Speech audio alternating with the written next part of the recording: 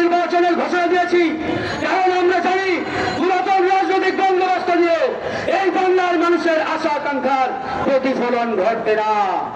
এই 54 বছরে যে বাজার রাষ্ট্রীয় ক্ষমতায় ছিল তারা পদে পদে জনগণের সাথে প্রতারণা করেছে, বেইমানি করেছে। এই সকল গতানুগতিক পুরাতন বন্দোবস্তের রাজনৈতিক দল দিয়ে জনগণের কাঙ্ক্ষিত বাংলাদেশ বিনির্মাণ সম্ভব নয়।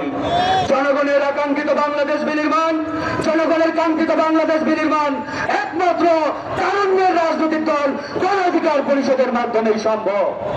তাই আমরা আগামীর জাতীয় ইলেকশনে 300 আসনে এককভাবে নির্বাচনের ঘোষণা দিয়েছি। এটা নিয়ে অনেকেই অনেক কথা বলেন, কেউ বলেন গণ অধিকার পরিষদ এটা করবে সেটা করবে। তাদের উদ্দেশ্যে একটাই কথা বলতে চাই, বিগত সময়ে গণ অধিকার পরিষদের সামনে অসংখ্য সুযোগ এসেছিল। আওয়ামী লীগ এমপি মন্ত্রীর অফার দিয়েছিল, কিন্তু গণ অধিকার পরিষদ সেদিকে পা বাড়ায় নাই। কেউ যদি মনে করে থাকেন অমুক দলের পেটে গিয়ে কয়েকটা আসন নিয়ে গণ অধিকার নির্বাচন করবে, আমি বলতে চাই গণ অধিকার তারা পেটে ঢুকে রাজনীতি করার জন্য আজকে এ পর্যন্ত আসে নাই। আমরা বাংলাদেশকে নেতৃত্ব দিতে চাই, এই দেশকে পরিচালনা করতে চাই, আগামীর বাংলাদেশকে লিড দিতে চাই। সুতরাং হালুয়া রুটির ভাগ বাটোয়ারার চিন্তা গণ অধিকার পরিষদ করে না। আগামীর বাংলাদেশ তারুণ্যের বাংলাদেশ হবে।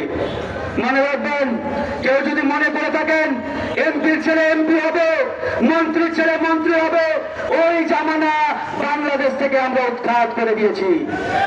আগামীতে তারাই এমপি হবে, তারাই মন্ত্রী হবে, তারাই পার্লামেন্টে যাবে যারা রাজপথে পরীক্ষিত, যারা সৎ শিক্ষিত দেশপ্রেমিক, তারাই আগামীতে দেশ চালাবে। এমপি মন্ত্রিত্ব কারো বাপ দাদার তালুক নয়। বাবা এমপি ছিল, ছেলে এমপি হবে। বাবা মন্ত্রী ছিল, নাতি মন্ত্রী হবে। ওই জামানা জনগণ উৎখাত করেছে বন্ধুগণ। তাই আমরা বলতে চাই, আসুন তারুণ্যের রাজনৈতিক দল গণ অধিকার পরিষদ যে স্বপ্ন নিয়ে সামনে আগাচ্ছে, যে ভীষণ নিয়ে জনগণকে স্বপ্ন দেখাচ্ছে, সেই স্বপ্ন বাস্তবায়নে আমরা দল মত নির্বিশেষে যারা বাংলাদেশে ঝাঁপিয়ে পড়ি। প্রিয় বন্ধুগণ, কথা শেষ করব। ইতিমধ্যেই অপারেশন টেবিল হান্ট শুরু হয়েছে। এই টেবিল হান্ট নিয়ে ইতিমধ্যে অনেক আলোচনা সমালোচনা, তারপরেও গণ অধিকার পরিষদ মন্দের ভালো বলেও স্বাগত জানিয়েছে। আমরা বলেছি আরো আগেই শুরু করা দরকার ছিল, দেরিতে হলেও করেছেন, তারপরে ধন্যবাদ।